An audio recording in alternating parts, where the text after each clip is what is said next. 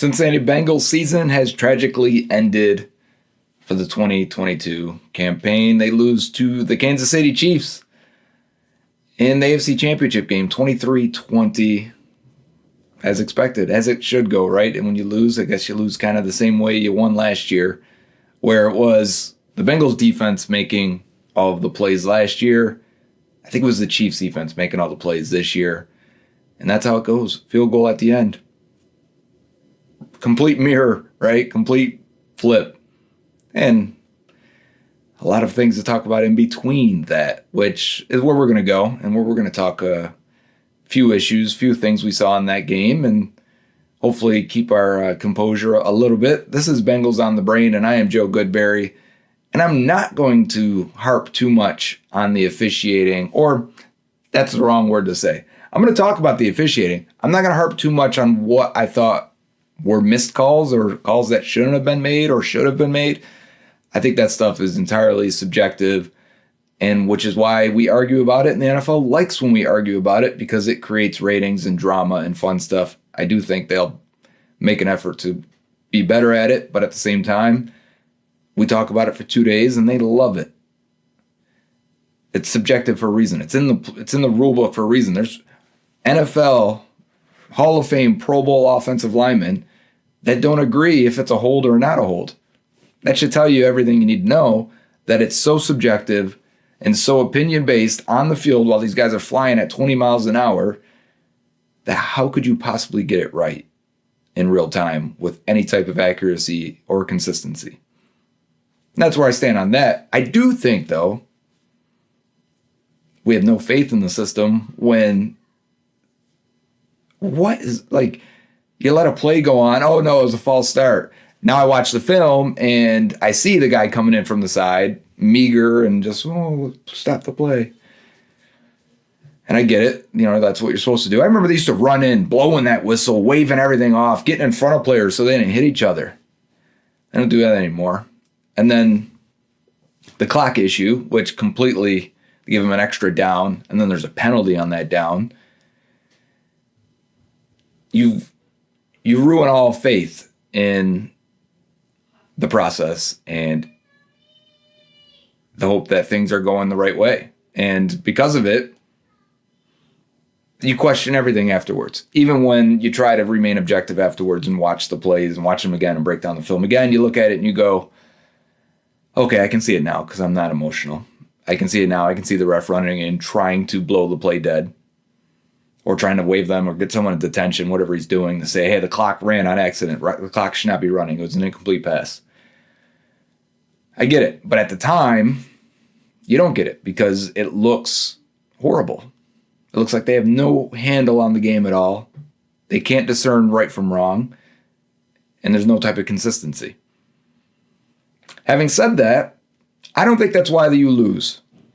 I've never played a sport where I thought the couple calls are why we would lose a game or why the situation occurred, or even in life, I don't feel that way.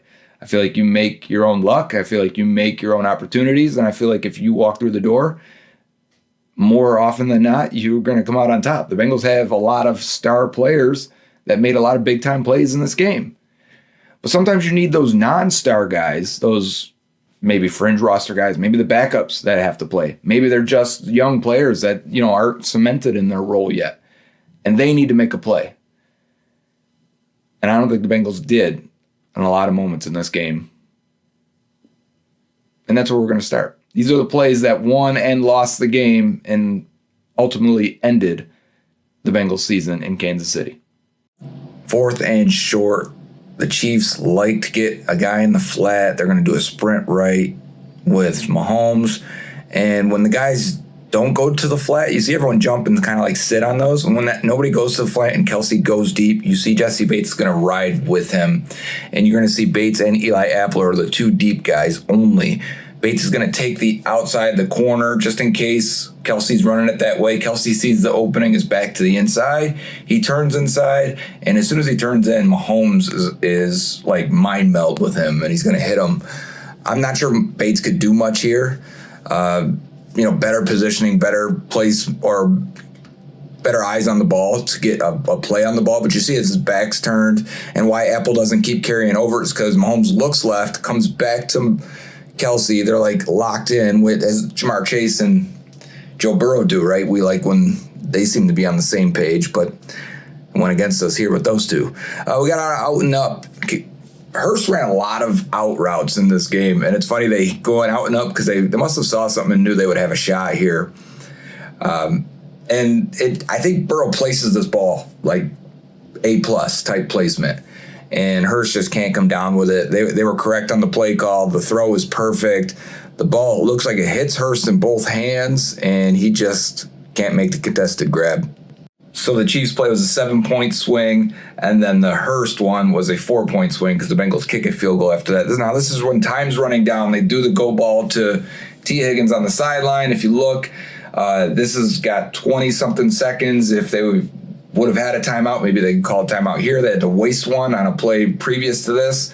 If Higgins could have gotten out of bounds, great job by both defenders not allowing him. You can see as Higgins is trying to get out there, they hog tie him and bring him down just inside, keeps the clock rolling. Bengals get back down on the ball. Instead of spiking it, they waste a couple more seconds and throw a fade back to Higgins. Now that's 2 throws in a row for Higgins. He actually caught one earlier in this drive too. So 2 throws in a row after that fade, and now the clock is stopped. Now there's 8 seconds left. There was 9. You might get 2 more plays off because that was first down. So now on second down, they just got an out route here with Higgins. They're going to throw him a 3rd straight target after all of this. I have to imagine he's gassed. He doesn't get out of his break really clean. The corner's all over him. Burrow's got to throw it quick and really leaves him with a small margin for error. He throws it to the front pylon. Higgins is not there yet.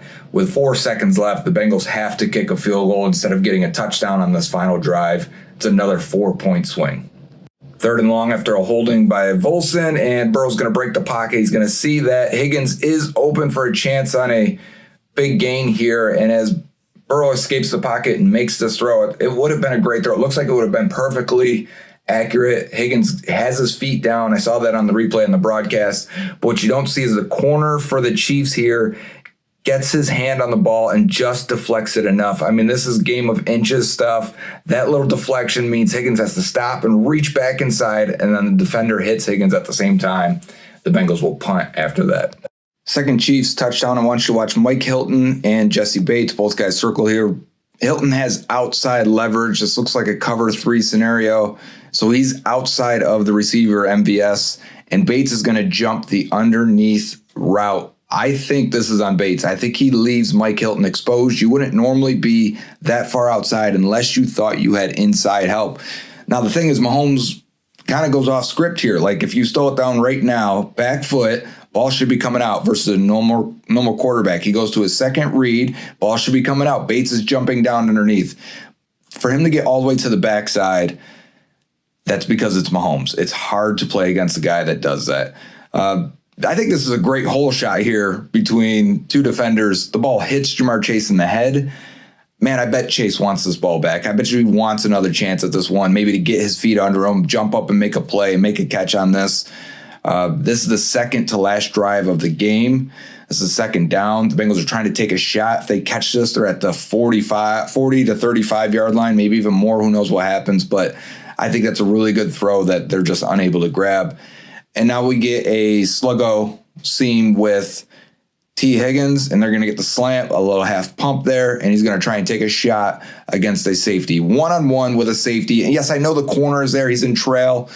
You're really not even thinking that corner is going to be able to make a play on this ball. It really is an A+ play by the safety. How many times have we seen throughout your years watching football where the safety cannot even locate the ball and can't track the ball and can't make a play on the ball? He does all 3 here. And then the fact that it gets tipped right to the corner, what are the odds there? What is the luck? This was third down, so it kind of works effectively as a punt, but the Bengals didn't score, and they get the ball back one more time. And on their final possession, final play, Chris Jones lines up on the outside. The Bengals did a good job doubling him on the inside. But when he gets outside here, and he took 300 snaps and 300 plus snaps this year on the outside, so it shouldn't have been a surprise for the Bengals.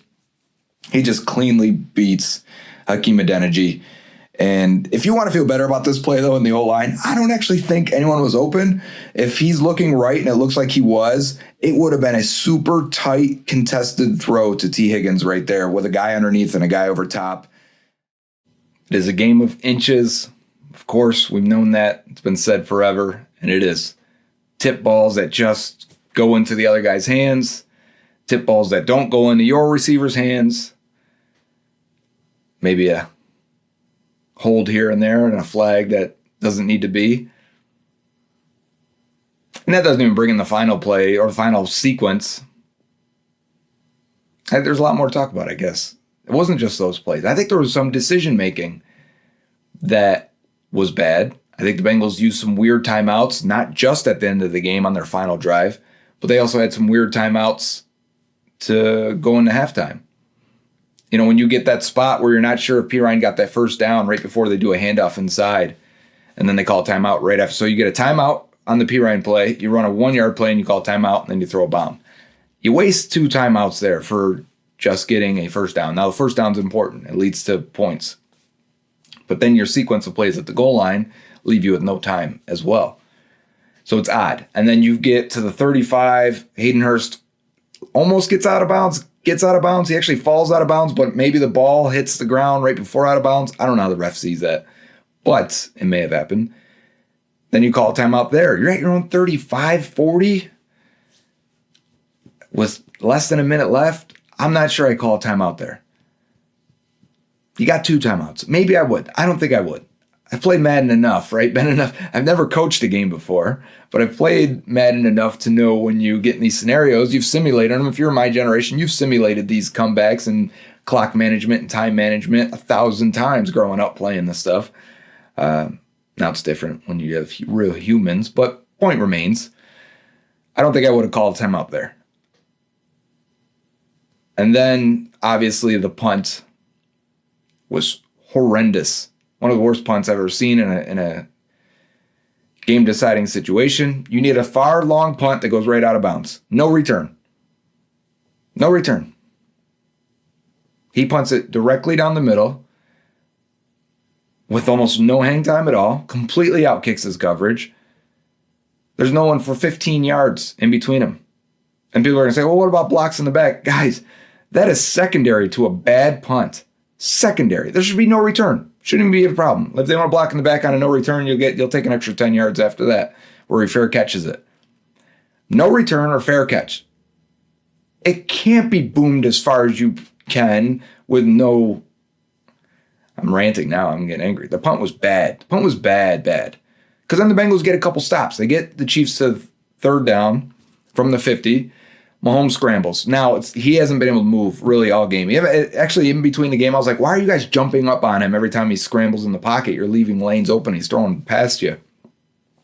Let him run. And in this case, he runs. And he runs, next-gen stats had him at 18 miles per hour. He hasn't moved that fast all playoffs since he got hurt. And Joseph Osai, there is a backlog of sacks and big plays dating back to Texas, where Joseph Osai is making a clutch play at the end of a game, in overtime, in the 4th quarter, on the last possession, last chance for an offense, and he hustles and makes a play. That's all he was trying to do. Did it suck? Yes. Was it stupid? Yes. Were a lot of players on the team and people on the team upset? Of course. I don't blame Jermaine Pratt for airing it out and getting caught on camera. That happens. That sucks. But I'm sure people were upset. Osai was just trying to make a play. It's what he does. It's why he's good. He had a tremendous game, actually. Very good game. He looks like he's going to be a player that's going to help you out way more than he hurts you. It just sucks. Shouldn't even been in that scenario, again, because the punch should have been better. Boy, here we are relying on backup offensive linemen to make blocks. Relying on your backup punter. Relying on your backup defensive lineman, 2 young guys, punter and Joseph Osai, Chrisman and Osai, and neither of them can pull through at the time. And that's how you lose. That is how you lose. You don't make plays, and then you have poor plays and poor decisions, and you lose a close game. Having said that, I would like to evaluate some of the plays and some of the sacks, because we spent so much time on the offensive line last week, that we should see how they performed. And I thought Carman was okay. I thought you can win a lot of games with Carman playing like that, to be honest with you. It's okay. I'm not here to say he should be the starter or walk in as a starter. We haven't been able to rely on him in 2 years. They've tried to give him a starting position the last 2 years. He shows up to camp and he can't handle it each time. I'm not giving him anything as of now. He can come in and compete for any job. Go take Cordell Volson's job if you want. I don't think it's going to happen, but go and take La'el Collins' job at right tackle. Collins probably be out for camp anyways. Go take it.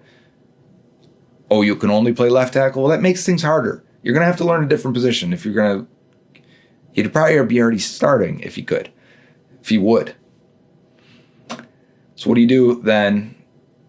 I think Volson will take another step at left guard. I like Karras at center. I think Kappa's very good at right guard.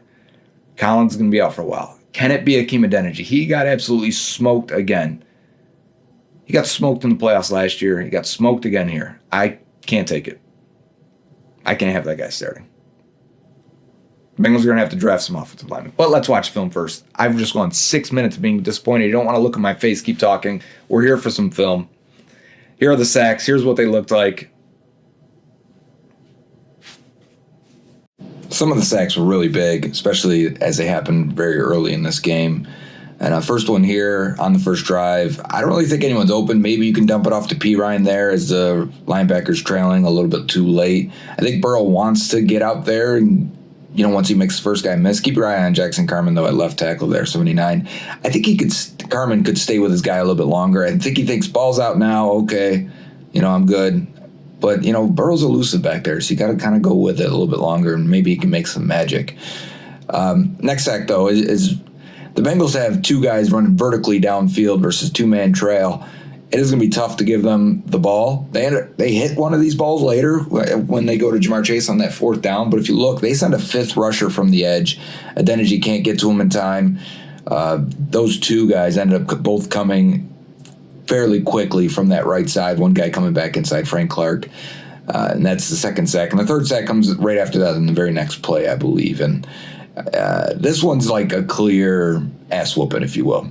And it's Max Sharping versus Chris Jones. Chris Jones, who had a phenomenal game, probably the best playoff game of his life. He's a great player, but Sharping never gets even a hand on him. Let's take a closer look for maximum pain as Sharping just whiffs as he tries to get his hands out. Nice swipe. Doesn't go with the rip move here. Just takes the arm away again. And Jones just lays Burrow down nice and gently. Now, let's do pre-snap, post-snap. Pre-snap, cover 2, right? Post-snap, it's actually cover 1. They got this guy coming down on the flat to the out to Hayden Hurst. I think the ball should have come out to T. Higgins. Burrow doesn't see it cleanly. This is on the second drive, I want to say, which means this is when he was still gathering himself, I think, in a lot of ways. I saw that during the game. I thought he was a little rattled at first, and he got a little confused pre-snap, post-snap. Last play, though, Cordell Volson, because everyone kind of gets their hand in making a mistake here.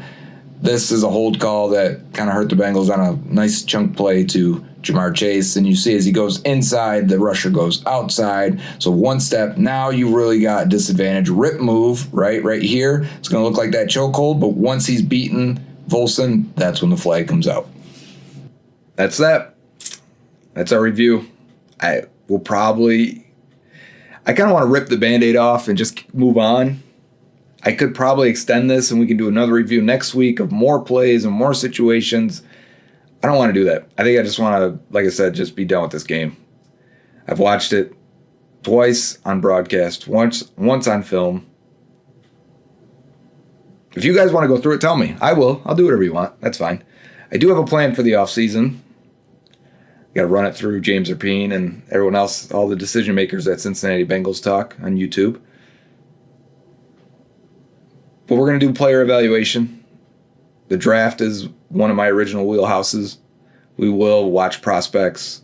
We will watch probably all the upcoming free agents in terms of, and do we think they're going to sign Jesse Bates? No, so let's not even waste our time unless he's gone and we just say, here's a highlight of Jesse Bates' best plays and let's remember the 5 years and the play he gave the Bengals and move on. But we'll make a decision on Jermaine Pratt. We'll watch all his plays, give a scouting report, and say, you know, what are her strengths, weaknesses, what's that worth, what's the contract look like, what do other linebackers getting paid, what's the rest of the free agent market look like at linebacker, and what are the options. You know, that's a whole episode. And then we'll get to draft work. And like the Senior Bowl is coming up. We can review the Senior Bowl next week if you want to for Bengals on the Brain. I mean, that's going to be on my brain. I think that's a decent idea, actually. But because I don't watch college football much. I've seen a few games this year. I wait until the season's done, and then I just cram tape for a few months and have no real priors of these guys. My rankings are going to be weird to people, but I've been successful with it somewhat.